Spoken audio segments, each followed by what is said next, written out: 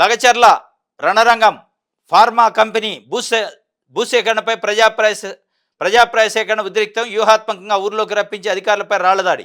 Vikarabad collector Jain, అదనపు కలెక్టర్పై ఆగ్రహం. కడా అధికారికి తీవ్ర గాయాలు. హైదరాబాద్ తరలింపు. కలెక్టరు, అధికారుల వాహనాలపై రాళ్లు, కర్రలతో దాడి. అంచనా వేయడంలో నిఘా, పోలీసు విభాగాల వైఫల్యం. దాడుల వెనక ఓ పార్టీ హస్తం ఉన్నట్టు అనుమానం. ఎంతటి వారినైనా వదిలిపెట్టేది లేదు అని ఐజీ సత్యనారాయణ చెబుతుండు. దాడి జరగలేదని, ఆ పదాన్ని వాడొద్దని వికారాబాద్ కలెక్టర్ చెబుతుండు. రెండు విరుద్ధమైన ప్రకటనలు ఉన్నాయి. ఇద్దరు మళ్ళీ ఐపీఎస్ ఒక ఆయన, ఐఏఎస్ ఆయన. ఆయన ఏం చెప్తుండు? ఐజీ అంటే ఐపీఎస్ ఆఫీసర్. ఎంతటి వారిని ఆయన వదిలిపెట్టేది లేదు అంటాడు సత్యనారాయణ గారు.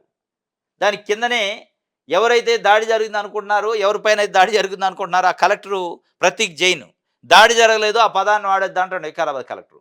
దాడి జరిగిన విజువల్స్ వచ్చినాయి, వీడియోలు కనపడుతున్నాయి. పెద్ద పెద్ద రాళ్ళు తీసుకొని వేసారు కార్ల మీద. ఆయన కూడా ఒక రకంగా మ్యాన్ హ్యాండ్లింగ్ చేశారు, కానీ దాడి జరగలేదు అంటాడు. మరి దాడి జరిగిన తర్వాత కారులోకి వికారాబాద్ పోయే లోపల ఫోన్ వచ్చిందా ప్రభుత్వ పెద్దల నుంచి?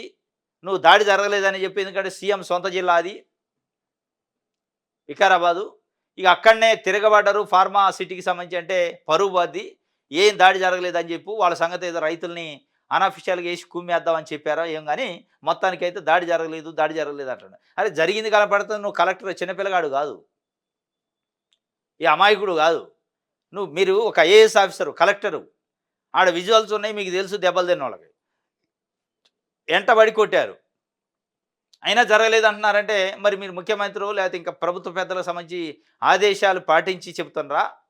మరి ఇది ఎటు రాంగ్ డైరెక్షన్ పోదా? ఒక ఐఏఎస్ ఆఫీసర్కే రక్షణ లేని పరిస్థితి రాష్ట్రంలో ఉంటే రేపు సామాన్య ప్రజల పరిస్థితి ఏందనేది ఒక సంకేతం పోదా? అంటే మేము కేసులు పెట్టలేదు, రైతులను ఏమనలేదని ఒక్కెళ్ళి చెప్పుకుంటే ఇక లోపటేసే కార్యక్రమం చేస్తారు. ఇదే జరిగింది రేపు చూడండి.